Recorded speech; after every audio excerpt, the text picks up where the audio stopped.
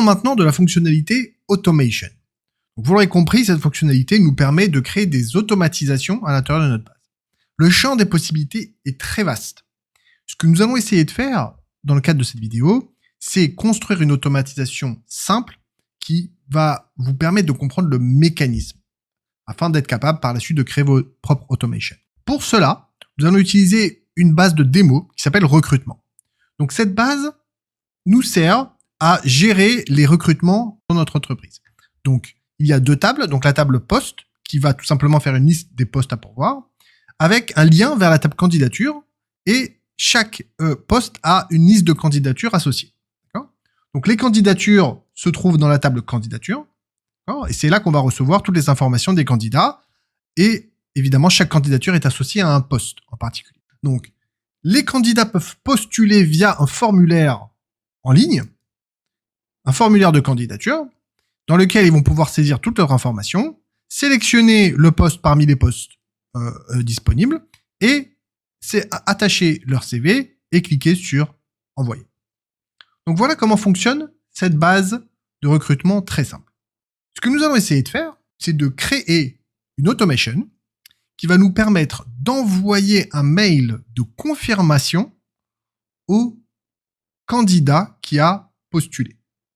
Donc ça veut dire une fois qu'il a soumis son formulaire de candidature, ce qu'on aimerait, c'est automatiquement envoyer un mail à ce candidat confirmant qu'on a bien reçu sa candidature et qu'on le remercie. Et qu'on le rappellera prochainement. Voilà, le mail typique de confirmation dans une candidature. Alors, comment on va faire ça? On va aller dans Automation, donc on va aller cliquer sur le petit bouton Automation ici, d'accord? Et on arrive sur la petite interface d'Automation. On va cliquer sur le bouton Create an Automation, et là on va voir l'Automation 1, on va lui donner un nom, on va nommer cette automation, donc envoyer un mail confirmation candidat, d'accord? Et ensuite, on va ce qu'on appelle Choose a Trigger. Donc le bouton Choose a Trigger, ça veut dire choisir un déclencheur. Donc le déclencheur, le trigger, c'est on va définir quel est l'événement qui va déclencher notre automation. Donc notre automation, c'est quoi? C'est envoyer un mail. Donc ce qui va déclencher le fait d'envoyer un mail, c'est une nouvelle candidature. On va avoir le choix parmi plusieurs types de triggers, d'accord? Et je vais choisir le premier. Donc en gros, les quatre. When record match condition, c'est-à-dire quand un record répond à certaines conditions qu'on va définir. La deuxième, c'est quand un record est créé, quand un record est mis à jour, et on peut sélectionner exactement quel field est mis à jour, et quand un record entre dans une vue. Nous, dans notre scénario, c'est quand when a record is created. Ça veut dire que quand un record est créé, ça veut dire que quelqu'un a donc répondu au formulaire, et donc ça a généré un record dans notre table candidature. Donc c'est ce qu'on va choisir. When record created. Et on va choisir une table. Donc la table qu'on va choisir, c'est la table candidature. Et on va faire déjà un petit run test. Run test, ça veut dire quoi? Ça veut dire qu'on va laisser Airtable voir si déjà il arrive à récupérer un record dans cette table. Donc là, on va avoir le petit vert. Donc test run successfully, ça veut dire que c'est bon, ça fonctionne.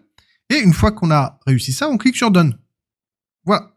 Donc là, en 2 clics, j'ai déjà fini la première partie de l'automation, c'est-à-dire définir le trigger. Une fois qu'on a défini le trigger, ce qu'on veut maintenant, c'est définir l'action. Donc l'action, c'est qu'est-ce qui va se passer une fois que l'événement est arrivé. Alors, je vais cliquer sur Add Action.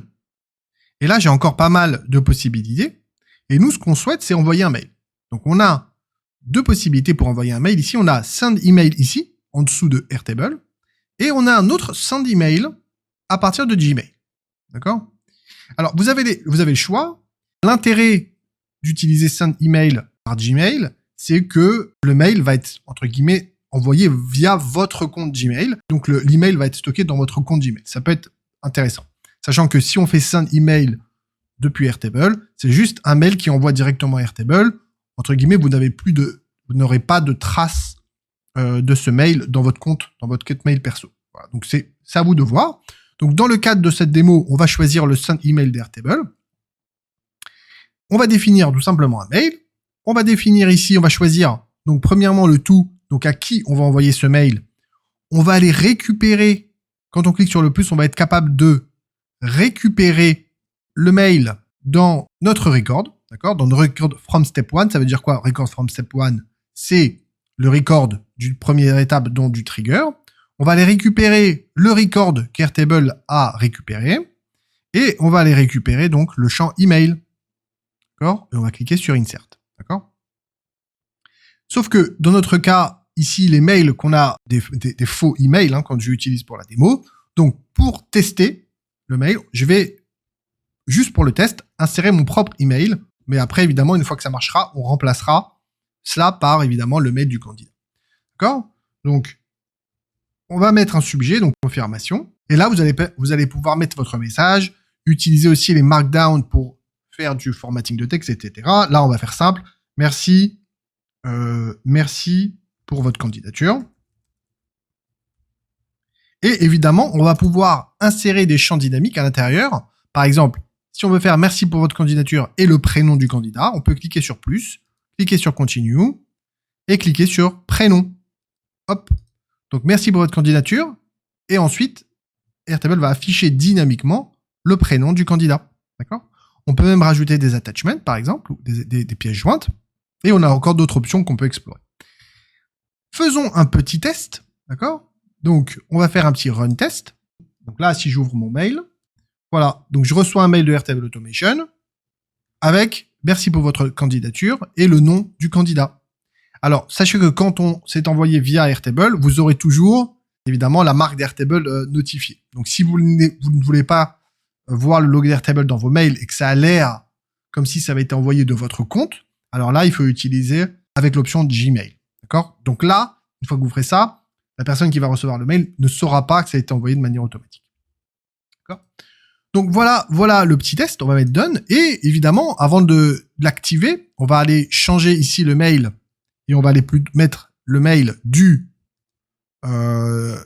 candidat. D'accord? Et on va cliquer sur Done. D'accord?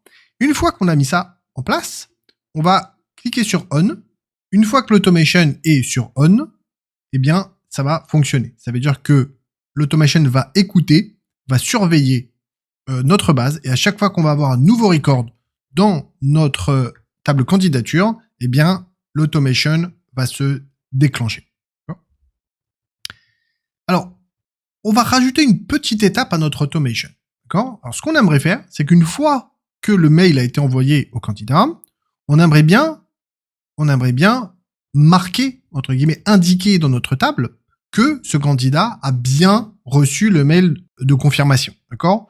Pourquoi? Parce que on ne pourra jamais savoir si le candidat l'a reçu ou pas. Ça nous donne une certaine sécurité dans notre donnée, être sûr que le mail a bien été envoyé. D'accord? Donc, comment on va faire ça? On va créer un champ. D'accord? On va utiliser le type checkbox. D'accord? Et on va le noter mail, bon, confirmation envoyée, avec un point d'interrogation. Et si le mail de confirmation a été envoyé, on va pouvoir cocher la case pour indiquer que le candidat a bien reçu le mail. Donc bien évidemment, on ne va pas le faire ça manuellement. L'objectif, c'est que ce soit complètement automatique. Alors, comment on va faire ça? Eh bien, on va tout simplement rajouter une autre action dans notre automation. Donc, une fois que le mail est envoyé, on va rajouter une autre action. Mais cette fois-ci, on va utiliser l'action qui va s'appeler Update Record. Update Record, donc on va aller mettre à jour le record et cocher la case confirmation envoyée. Donc je clique dessus. D'accord? Donc on va faire Update Record. On va sélectionner la table. Donc la table, c'est toujours la table candidature. Et là, Airtable va nous demander le record ID. D'accord? ID of the record to update. Donc là, on doit indiquer bien le record ID. C'est quoi le record ID? Alors, le record ID, c'est l'identifiant unique du record. Donc, nous, en tant qu'utilisateurs de l'interface d'Airtable, on ne voit pas le record ID dans notre utilisation de la base. D'accord? Elle est un petit peu cachée. D'accord? Et en fait, c'est bien important de ne pas se tromper. Donc, si je clique sur plus, on va aller indiquer quel est l'ID du record qu'on veut updater. Donc, l'ID du record, quel est le record qu'on veut updater? Ben, c'est bien le record du step 1, donc du premier step, celui qui a déclenché notre automation. C'est celui-là qu'on veut mettre à jour. Donc, je clique sur Continue. Et là, le record ID est là. D'accord? Vous voyez, c'est un long texte un petit peu moche, mais c'est ça qu'Airtable attend dans l'automation. Donc, je vais bien insérer le record ID, donc pas le nom ou une autre valeur, on va bien insérer le record ID. Ensuite, on va choisir quel est le field qu'on veut mettre à jour. Donc, je vais choisir le field, c'est le field qui s'appelle confirmation envoyée, d'accord? Et quelle est la valeur que je vais mettre à l'intérieur pour lui indiquer de bien cocher la case? C'est le chiffre 1, d'accord? Le chiffre 1 indique que la case doit être cochée, et pour décocher, je vais utiliser le chiffre 0, d'accord? Donc là, je vais utiliser le chiffre 1. Et là, maintenant, je vais faire un petit test. On va faire run test. Alors, ça n'a pas fonctionné. Pourquoi? To triggers that does not exist. Alors, on va aller relancer notre test. Dans ces cas-là, quand il y a une erreur, il faut relancer son test pour récupérer une valeur. Donc là, on va récupérer la valeur toujours signée, c'est bon. Et on va aller refaire le test ici. Et voilà, ça a fonctionné. D'accord? Et on a bien checké la valeur signée. D'accord? Ensuite, une fois qu'on a fait ça, on clique sur Done. Donc, on a finalisé notre automation. Et là, très important, Airtable nous demande est-ce qu'on veut bien mettre à jour Update this automation. Si on clique sur Update pour mettre à jour l'automation avec les changements. D'accord? Et voilà, à partir de là, notre automation est terminée. Elle est bien sur On, ça va fonctionner. Et on va faire un petit test. Donc, je ferme l'automation et je vais créer une nouvelle candidature. Comment créer une candidature? On va aller sur Open Form. Donc, on va ouvrir le formulaire de candidature. Je vais candidater. Je vais mettre mon mail. D'accord? Je vais choisir un poste. Web designer. Et je vais cliquer sur envoyer. Une fois que j'ai cliqué sur envoyer, qu'est-ce qui se passe? Hop. Si je vais dans ma table candidature, je vois que ma candidature a bien été enregistrée pour le poste web designer. Alors, ici, on voit une petite erreur. Pourquoi? Parce que je dois sélectionner une date. D'accord? Et hop, une fois que la date est sélectionnée, on voit le nom du record. Et je vois déjà que la petite coche est faite. Et si je vais dans mes mails, hop, je vois « Merci pour votre candidature ». Voilà comment ça fonctionne. Donc, effectivement, il nous manque à automatiser cette date. Ce qu'il aurait fallu faire, c'est créer une automation pour que cette date soit automatiquement remplie à la date du jour, donc à la date où la personne a candidaté. Donc, c'est une autre idée d'automation que vous pouvez essayer de faire par vous-même. Donc, voilà en quelques minutes une présentation de la fonctionnalité automation. Vous avez vu que les possibilités sont nombreuses. On peut utiliser Slack. On peut même lancer des scripts. Donc, on peut faire énormément de choses avec cette fonctionnalité d'automation. Je vous laisse la découvrir. Je vous remercie et on se revoit bientôt.